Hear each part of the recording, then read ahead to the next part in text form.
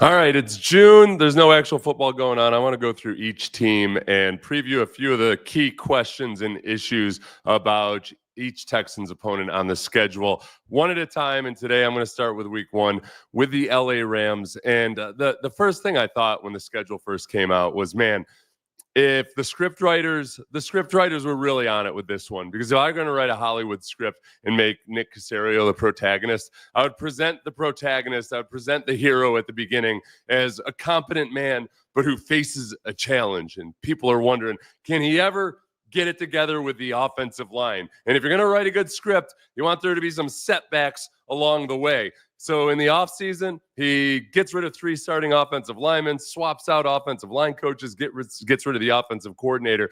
And then in week one, when you're trying to get all that together without having really rebolstered with a bunch of name brand offensive linemen or anything, they face a Rams defensive line that has a few very notable and very, very good players, but also specifically Jared Verse, who showed up in training camp last year and played astoundingly well versus the Texans offensive line by rookie standards. I was really impressed, but it goes beyond that. He had a really good rookie season. Don't let the stat numbers fool you. Here's Teron Armstead, the offensive tackle who's retiring, when asked about one of the reasons, or what are some of the reasons that he would not go back and play again. And he cites Jared Verse.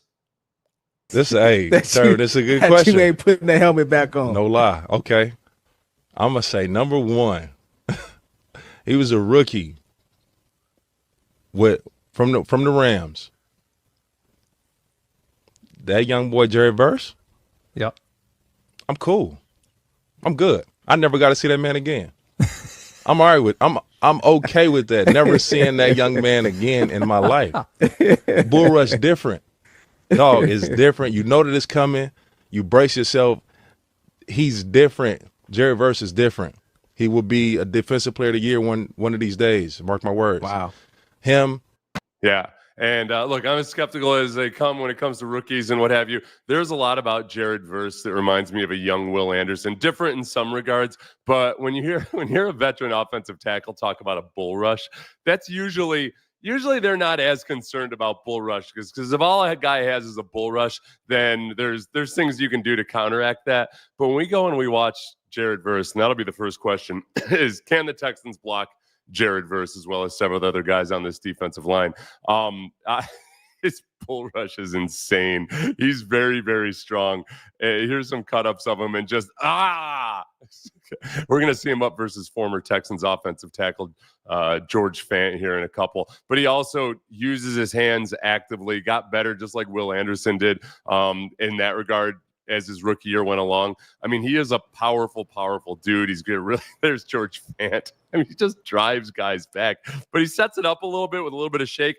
Has a spin move, and that wasn't even a picture perfect spin move technique wise, but he just consistently shows up, gets the ball out there. The one upside is this: he's got some learning to do in the run game, and the Rams defense wasn't great versus the run. But when you watch him versus wham blocks, pulling guards, things like that, it's bad in some regards, but it's also really impressive. You're going to watch the tight end come back across the formation and try to block him, and he just like that. He has zero technique in playing that cut block. The guy just bounces off of him, so he doesn't take it on properly. But the tight end just bounces off him. He never loses his feet. I watched this entire game. I don't think Jared Verse was on the ground once. Right there, didn't play the cut block properly, made a tackle for a loss. Right here, that one he gets blocked out. So there's some opportunity, because the Texans started doing some of this type of stuff at the end of the year last year, and there might be some opportunities in the run game versus some of these guys if they're not dialed in and if they haven't improved as run defenders. But Jared Verse is very, very good. There's one other guy I'll add to this. Puna Ford, they added to their defensive line. And if you can remember from the Chargers game last year, Texans obviously did very well, but Puna Ford, oh wait, this is Blake Fisher. Here we go. Puna Ford also had some pretty impressive plays.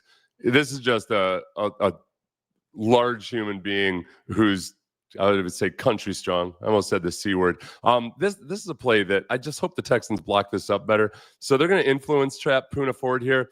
That means that the guard is going to shake him, and then you can see, I think that's Cade Stover. To your left is going to come across, and trap him. I don't know why Laramie Tunsil is trying. I guess he was trying to escape up to the backer. That was ugly. That was really ugly, the way that play transpired. And then here, just a really good physical play. You got Jarrett Patterson stood up and Puna Ford takes him. So can Cole Popovich get more out of this group? Can Nick Caley, as the offensive coordinator, put these guys in a better position to succeed? The reason I've got Blake Fisher on here is I went through all the pressures from the Chiefs game last year. And Blake Fisher, was not responsible for all the pressures. Has some great snaps like here, but then as you'll recall, he also had some pretty rough snaps where, and that wasn't his sack eventually on that one. But also had some rough snaps that resulted in sacks or what have you. Blake, when I went back and watched this game, I was actually genuinely pretty impressed in some of his plays in pass protection. He just, as we thought at the beginning of last year, he might be a 2-year project. When it comes to dealing with strength and power and all of that, he just needs to be more dialed in his technique. But he does a good job of using his hands. He's plenty athletic enough. There's just times where he opens the door with bad footwork and just makes it too easy on the guy. You see there, good rep by him right there. If Blake Fisher is a starting right tackle, there's a chance that's Ariante Ursary. There's a chance it could be Titus Howard. I think right now it's most likely going to be either Blake Fisher or Ariante Ursary. So blocking that front seven in general is obviously the story of the offseason. They face a really big test in week 1. Second question is the Tyler Higbee conundrum. So Tyler Higbee, tight end for the Rams. A lot of people know him more just because he's been on some really good offenses. He's been an integral part, but it's not like he's ever been a huge force of nature or anything. But that Rams offense last year did get a notable boost when he came back from his injury towards the end of the year. And the Texans linebackers have not been good. This is what I get excited about, though.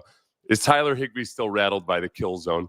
Because Tyler Higbee, when he was facing a DeMeco Ryans-led 49ers defense, it was injury after injury. I think this one was from 2022. He got injured, I believe, by a Jimmy Ward hit in the NFC Championship game.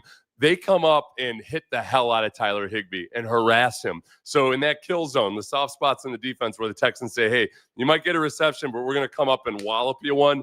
I would love to see that as a positive development by the Texans in this third year of DeMeco's defense. If the linebackers can be better in pass coverage, and then also just coming up and continuing to make brain rattling hits in the soft spots and zone. But the sum total of it is they need to be better than against tight ends, because Sam Laporta last year is more of a threat than Tyler Higbee, but Tyler Higbee obviously has seen DeMeco's defense before, and I hope he's a little bit scared. I hope he's peeing in his pants a little bit. Third question: does Sean McVay benefit from knowing Nick Caley more, or vice versa? Does Nick Caley benefit from knowing Sean McVay?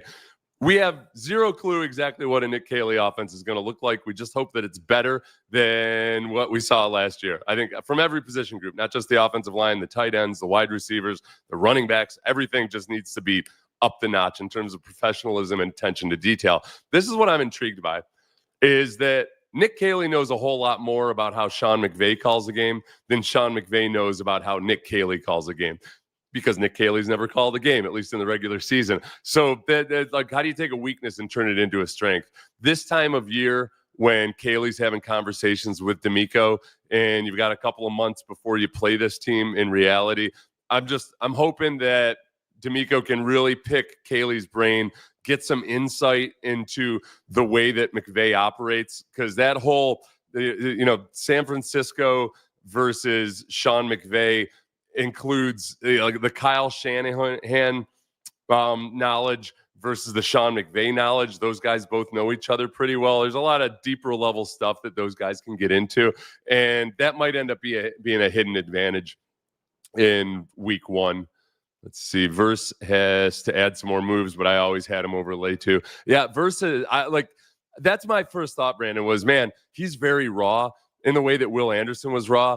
And he's kind of a powerful, straight-ahead type of guy, but he's got a good motor. I don't think his motor is quite the same as Will Anderson's, but he's got raw power, and he shows evidence of using his hands. In that game versus the Seahawks, he kind of got better at it as the game went along. So just like as with Will, how it's been a process of just getting him automatic with his hands. I think he's on his way as long as he stays healthy.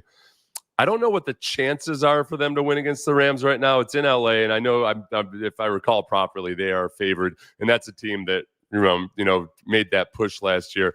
The one of the other big questions, obviously, as it is in every game, is Matt Stafford and exactly where is he in his career right now. But I like the matchup. It's going to be a tough matchup, but it's a good test.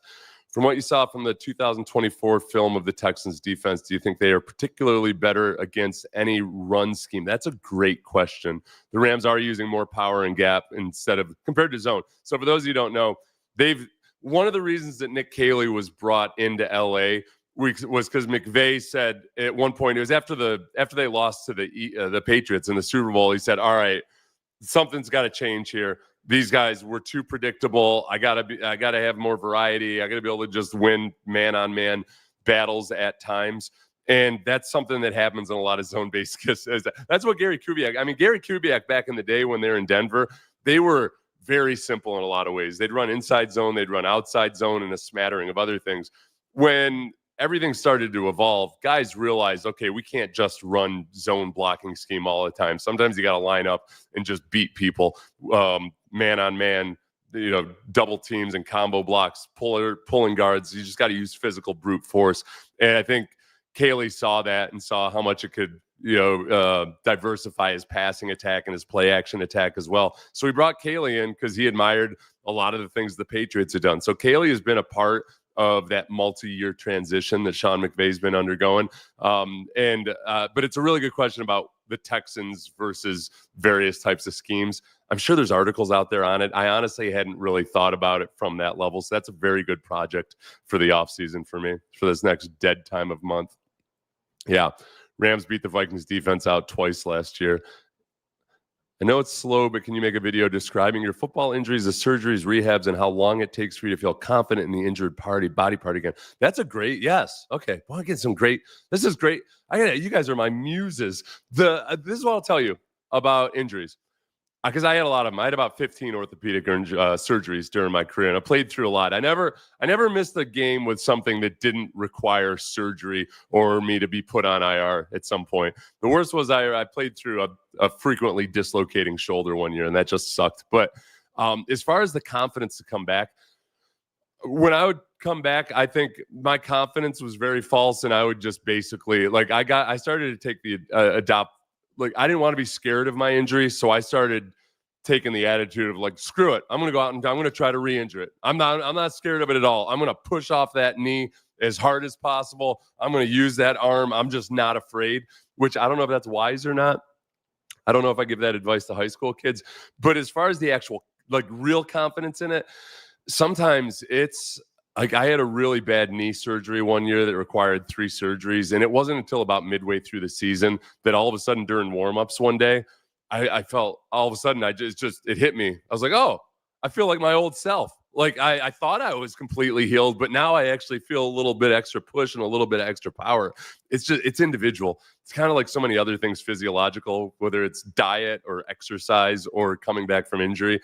It really is individual. And it's usually when you genuinely feel 100% tends to be sometime after you come back and start playing again, because there's just so much neurological that goes into it. All right, so I've got 2 homework assignments already on videos that I need to do.